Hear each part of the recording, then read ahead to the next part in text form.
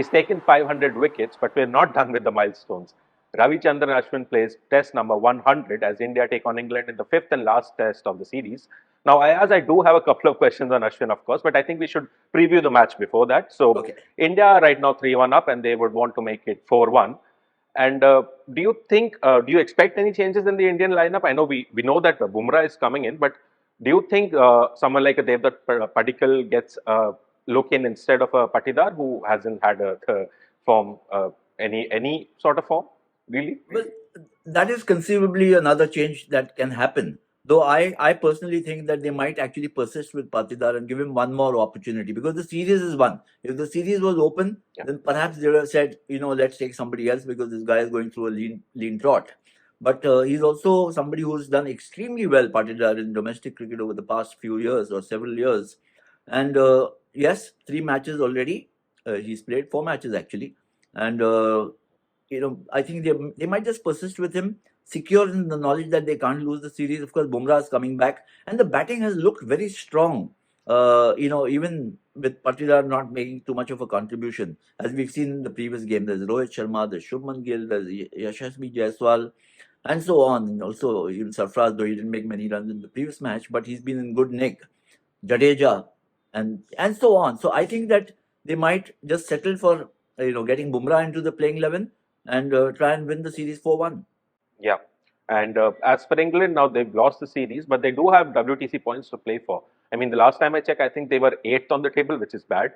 So with the Dharamshala pitch expected to aid the fast bowlers, do you think they could end up going with 3 quicks? They could, but I mean, if you look at likes for likes, I think the Indian pace attack looks much better, and especially with Bumrah coming back in. I mean, Jimmy Anderson is a world-class bowler, as we all know, but he's actually, given the kind of workload management that England have been doing with him, he's already played more than perhaps it was expected he would on this tour. So, if the pitch favors the fast bowlers, yes. I mean, England, they've got Mark Wood to accompany, Jimmy Anderson, but frankly, there's nobody who's looked so threatening as to run through a side. In fact, the only bowler who's done it has been Jasprit Bumrah. So I think even if the pitch suits what we now refer to as English conditions, if they suit the English team, I don't think it's such a big drawback for India. Yeah. So before we get into Ashwin, we should also talk about Jonny Bairstow, who is also will be playing his 100 tests for England. And it's sort of crept up on me that he's played 100 test matches for England. But he's not having a memorable series at all. But looking back at his long career, how would you sum up his contribution to this England team? I think certainly in baseball, his contribution has been really significant, except, take away this last, the series he's had in India. But if you look at the previous or the preceding 16, 18 months, he's been a major contributor in getting England into and the baseball kind of theory to get going. It's not just Ben Stokes, but it's also Jonny Bairstow, it's been Zach Crawley, it's been, other guys like Ollie Pope and so on. Jonny Bairstow has had a bit of a tough time to actually retain his place in the team. As you know, he came in as a wicketkeeper batsman, then he's become only a batsman.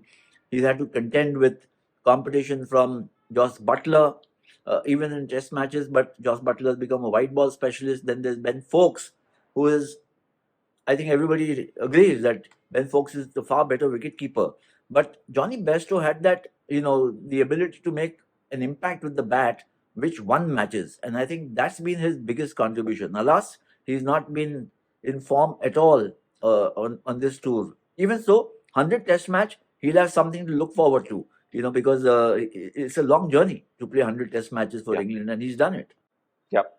And finally, we move on to Ashwin. So, looking back at his lengthy career, and we've been talking about Ashwin a lot for all the exploits on the field and off the field. He had to skip part of one of the matches. But looking back at his long career, stellar career, what do you think makes him so special? I mean, look, he's extremely skillful, as we know. He's also very cerebral. He's a bit feisty in his own way. At times, he's contentious from the things he says or the things he does on the field. But to me, the biggest thing is that he's such a such a wonderful learner. He's always trying to learn something different, something new, to move his own game a little ahead, whether it's an inch or a foot or a mile. And it reminds me of the kind of effort he put in when the pandemic was on, and he was out of the, he'd been kind of shunted out of the white ball scenario for India for playing only test matches, and then there was a tour to Australia coming up, and the difference he made just because he had experimented so much, worked so hard in the nets to try and get batsmen like Steve Smith and David Warner and some of the others, how to get them out was his agenda. And then of course he also ended up doing well with the bat. So he's had a checkered career. I mean, you don't take 500 wickets if you're not really good. But I think Ashwin's genius lies in how how much the spectrum of his the repertoire that he's got, the spectrum of his learning, and how well he has contributed to India winning. Certainly at home, if India is invincible in the last 10, 12, 13 years, Ashwin has a massive role to play in it. Yeah, totally agreed. And we should also talk about that. In India, we have this tendency to put batters on a pedestal, but I think it's fair to say that at least in Test matches, it's the bowlers who win you the games. So, given that, where would you place Ashwin in the list of the all-time match winners for India in Test? I'm including the likes of starting from Kapil Dev to Kumble, Harbhajan, even Bumrah.